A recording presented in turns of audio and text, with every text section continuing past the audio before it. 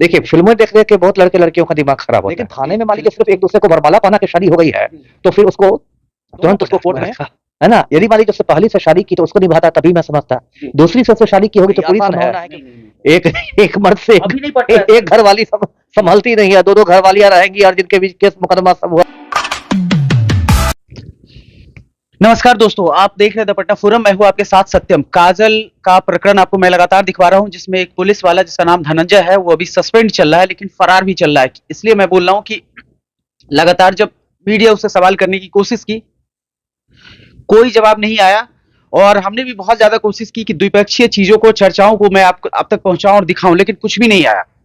अभी हमारे साथ बात करने के लिए पूर्व आईपीएस अधिकारी अमिताभ दास जी हैं। सर बहुत स्वागत है। सर जी धन्यवाद आपका। सर, ये जो मामला है ये आपने देखा है? कौन सा मामला? ये पुलिस वाले का 2 शादी। हाँ, ये तो अभी बहुत चर्चा में है। कोई धनंजय कुमार नाम का सिपाही है, तो उसने एक शादी की, मतलब उसको बांका में जब तैनात था, बांका जिला में, तब मतलब बिल्कुल समझिए कि जिला पुलिस के तत्वावधान में एक शादी हुई परंपरागत तरीके से जो होती है। और उसके बाद शादी के कुछ महीने बाद उसने दूसरी शादी कर ली है।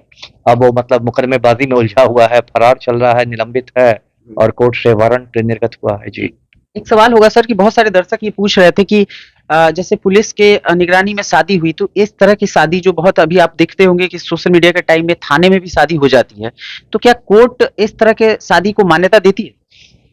देखिए अच्छा सवाल है, इसलिए मैं कहता हूँ, देखिए किसी भी मतलब हिंदू की शादी, है ना, हिंदू की शादी दो ही तरीके से हो सकती है कानूनी रूप से। एक तो वो स्पेशल मैरिज एक्ट के तहत वो शादी हो, यानी कि रजिस्ट्रार के सामने निबंधित हो शादी, या वो सप्तपदी की रस्म हो, 7 फेरे, अग्नि के 7 फेरे। देखिए फिल्में देख देख के बहुत लड़के लड़कियों का दिमाग खराब होता है। फिल्मों में तो दिखा देते हैं कि हीरो हीरोइन गए मंदिर में एक दूसरे को हाँ जयमाल पहना दिया, एकदम मंदिर की घंटी टन टन बजने लगी और एकदम शादी होगी, दर्शक भी ताली पीटने लगता है। लेकिन असली लाइफ में वो नहीं होता है। असली लाइफ में मतलब हिंदुओं की जो परंपरागत शादी है उसमें सप्तपदी की जो रस्म है उसको अनिवार्य माना गया है कि अग्नि के समक्ष। तो जो आपने कहा कि थाने में शादी करा दी जाती है, तो उसमें मैं रेल एसपी था तो मैंने भी इस तरह की शादियां करवाई थी, लेकिन उसमें यह है कि वो जो शादी होती है वो एक तरह से उन लोग, आप समझिए कि कमिटमेंट हो गया कि शादी के, लेकिन उसको तुरंत हम लोग कोर्ट में निबंधित करवा देते थे। हाँ, तभी वो मान्यता रहेगी। यदि थाने में पंडित जी को बुला के सप्तपदी वाली शादी हुई है तब तो बहुत अच्छा है ना। यदि थाने में भी प्रॉपरली शादी हो गई, एकदम पंडित जी आ गए, सप्तपदी की रस्म हो गई है, 7 फेरे ले लिए हैं, तब तो बिल्कुल ठीक। लेकिन थाने में मान लीजिए सिर्फ एक दूसरे को वरमाला पहना के शादी हो गई है, तो फिर उसको तुरंत उसको कोर्ट में निबंधित किया जाना चाहिए, तभी उसकी मान्यता होगी। नहीं तो अमान्य करार दिया जाए, नहीं तो अमान्य होगा, तब तो वो फिर बताते गुड्डा गुड़िया की शादी वाली बात होगी। लेकिन यहाँ काजल बोल रही थी कि जैसे उसकी शादी हुई थी उस समय एसपी डीएसपी साहब, जैसा उसका बयान है, और हमने भी जो फोटोग्राफ्स देखे हैं उसमें दिखा प्रॉपरली जैसे एक शादी होता है, बैठ के सब कुछ विधिवत होती है, रिचुअल्स जो होते हैं उसको फॉलो किए गए थे। लेकिन यहाँ दूसरा पहलू ये है कि जो धनंजय है वो शादी के लिए रेडी हो जाता है। मुझे लगता है कि ये अवैध संबंध, या ऐसे कर ले कि किसी पुरुष के जो अवैध जो ताल्लुकात होते हैं बाहरी, जैसे कि जिसको अगर अभद्र भाषा का प्रयोग करते हुए अगर मैं कहूँ इस तरह की चीज को कंडेम करूं, तो मुंह मारना जिसको बोलते हैं कि 10 तरह का एक घर में बीवी है और 10 तरह की लड़कियों के साथ जो संबंध होते हैं अवैध, ये पूरी कहानी उसी की। सर ये पुलिस वाला सर पहले जो दूसरी शादी किया है सर, इसके साथ भी ये था सर, लिंकअप था इसका, और पहली वाली के साथ भी ये सर अफेयर में था। पहली वाली पहुंच जाती है सर बांका, और जब पुलिस वालों ने पूछा तो इसको लगा कि इसका नौकरी चला जाएगा, तो ये सोचता है शादी कर लेते हैं जी। और दूसरी सर, अब ये देखिए सर, ये कानून को भी धत्ता बताया है और न्यायालय को भी सर ये अंधेरे में रखा, और उसके बाद ये इसने बाकायदा कोर्ट मैरिज शादी कर ली इसको। सर नहीं, ये जो पूरा प्रकरण है ना, इसमें यदि कोई एक खलनायक है ना, यदि एक इसमें विलन है, तो वो सिपाही धनंजय कुमार है।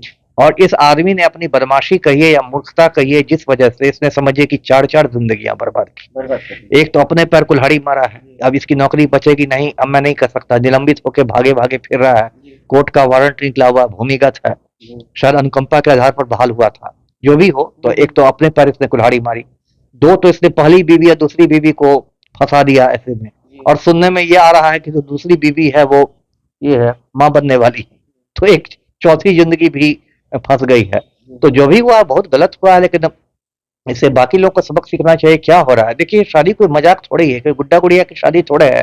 जो बच्चे करते हैं चॉकलेट बांट देते हैं। शादी को तो आपको सीरियसली ना पड़ेगा, बड़ी जिम्मेवारी और है। सर एक चीज जो मुझे लग रहा है कि अभी जैसे पुलिस थाने में मैं देखता हूँ कि कोई इस तरह के जो प्रेम प्रसंग के मामले आते हैं, या सोसाइटी के अंदर में भी अगर लड़के लड़की पकड़ा गए किसी भी चीज में गलत तरीके से एक दूसरे के साथ इंटीमेट करते हुए पकड़ा जाते हैं, तो लोग क्या करते हैं, जबरदस्ती उनको शादी कर देते हैं। और इसके बाद सर इस तरह के प्रकरण सामने आते हैं, तो मुझे लगता है कि अब सोसाइटी को भी बड़ा संजीदगी के साथ इस तरह की चीजों में हाथ देना चाहिए, क्योंकि आप एक बार सर जबरदस्ती शादी करवा सकते हैं, रहना उनको पूरी जिंदगी है सर। तो सर आप पहले पूछ ले, बैठ के सर संवाद कर रहे हैं, या फिर अगर उसने गलती की है तो उसको कानूनी रूप से सजा दिलवाइए। बिल्कुल सही आपने कहा। ये तो जैसे आप जो कर रहे हैं वो तो बेसिकली एक तरह से पकड़ुआ विवाह जिसको बिहार में कहते हैं, है ना। मान लीजिए कोई प्रेमी प्रेमिका पकड़ा गया तो अब गांव वाले घेर के कहेंगे कि तुम इसको सिंदूर लगा दो, लेकिन बस सिंदूर लगा देने से शादी थोड़े हो जाएगी। उसका तो नहीं बनता। हाँ, उसका तो पूरा मतलब उसकी कानूनी प्रक्रिया है ना।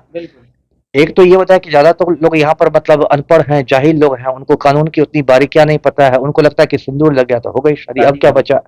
ऐसा होता नहीं है।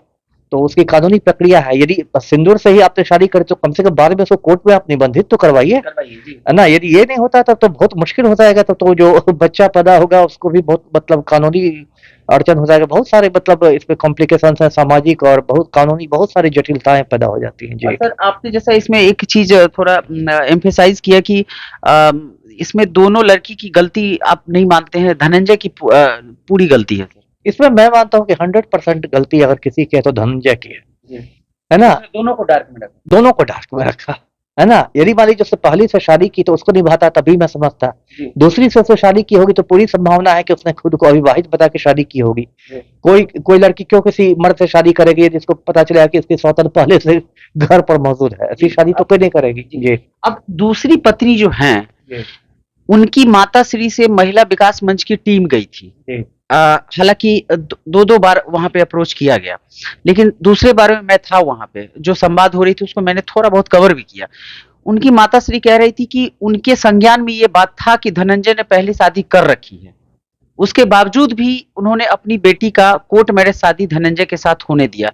तो क्या सर कानून उनको भी सर दोषी मानेगा? नहीं तो माता श्री की भी गलती है। गलती है ना सर? एकदम गलती है। अब जब वो खुद कह रही कि मुझे मालूम था कि पहले से शादीशुदा है, तब तो वो भी मतलब एकदम दोषी है। अब इसमें कोई तो उनका इकबालिया बयान हो गया, वो खुद स्वीकार कर रही है। स्वीकार कर रही। दूसरी बात है सर कि काजल की शादी हो गई थी, उसके बाद काजल कह रही थी कि वो फोटो भेजते थे, मतलब दूसरी वाली के साथ वो सेल्फी लेके फोटो भेजते थे, ये दिखाते थे कि मैं इसके साथ हूँ। तो कहीं ना कहीं सर पूरे पेरेंट्स की भी गलती इसमें है सर, दूसरी वाली पत्नी। फोटो भेजने में तो पेरेंट्स नहीं पिक्चर में आएंगे, क्योंकि अब मान लीजिए कोई अपने पर्सनल मोबाइल से फोटो भेज रहा है तो उसमें पेरेंट्स को तो दिखा के नहीं भेजता होगा। तो ये पता था ना सर कि उनकी बेटी एक शादीशुदा गैर मर्द के साथ वो समय हाँ, ये बात आप ही ने ये कहा। सबसे बड़ी बात आपने ये कही कि वो पहले से जानती थी कि शादीशुदा, तभी मैंने शादी करा दी। अब वो ये भी बोल रही है कि उसको कौन बोला था पुलिस लाइन में शादी करने का? नहीं, ये तो ऑन रिकॉर्ड वो बोली। अब ये तो मैं क्या, ये सब अनपढ़ जाहिल औरतें होती है, ऐसे थोड़े होता है। ये थोड़े नियम है कि पुलिस लाइन्स में शादी नहीं हो सकती है। ये तो कोई ये तो माँ बोल रही है कि आपको कौन बोला था कि आप पुलिस लाइन में शादी करने के? अब ये हम कोर्ट में देख लेंगे, मेरे वकील साहब बात करेंगे। तो ये सर अब ये सब आप देखिए, ये सब औरतें होती है या मर्द भी होते हैं, ये अनपढ़ और जाहिल वाली बात है। अब इस पर मैं क्या बोलूँ? अब जिसको कुछ अकल ही नहीं है उसको मैं क्या समझाने जाऊंगा, है ना। तो फाइनली सर मुझे क्या लगता है कि ये दोनों जो मामला है, या तो धनंजय को सस्पेंड कर दिया जाएगा, मतलब बर्खास्त कर दिया जाएगा सर, या फिर कोर्ट ये समझेगी कि दो महिलाओं की जिंदगी अगर बचानी है तो दोनों में आधा आधा डिवाइड हो जाएंगे। अब यही सब होगा।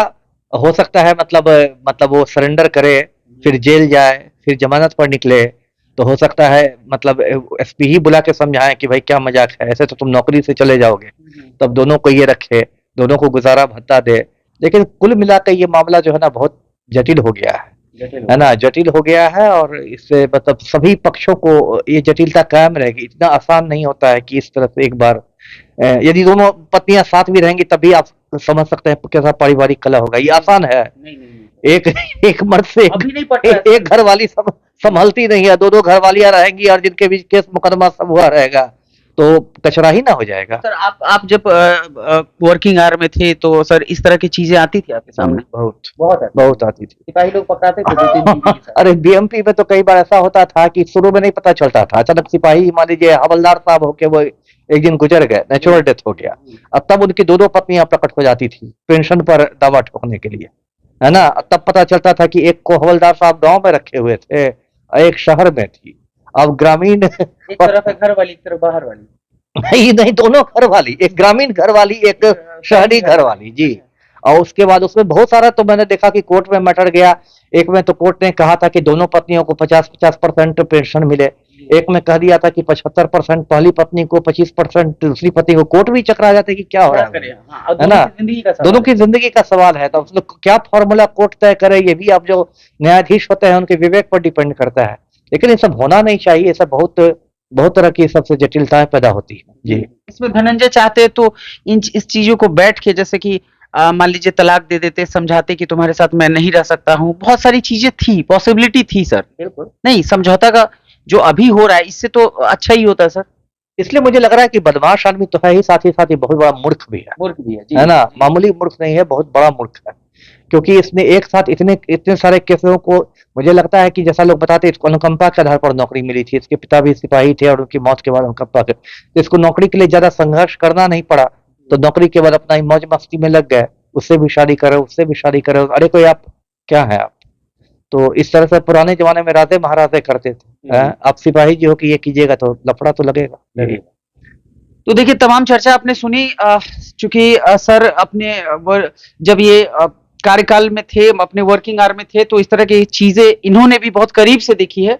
और इस तरह के अवैध संबंध की मैं कभी भी सराहना नहीं करता हूं। और इस तरह के आप 2-3 बीवियां, 4 बीवियां रखेंगे तो कभी खुश नहीं रह पाएंगे। और दूसरी बात है कि ये जो प्रकरण है, ये इसलिए लोग इतना ज्यादा इंटरेस्ट लेके देख रहे हैं क्योंकि कहीं ना कहीं लोगों के मन में, और उसके बाद उनको लगता है कि इस चीजों को देख के ये समझ में आता है कि क्या हो सकता है, क्या घटनाक्रम आगे बढ़ेगा, इसका फैसला क्या आएगा।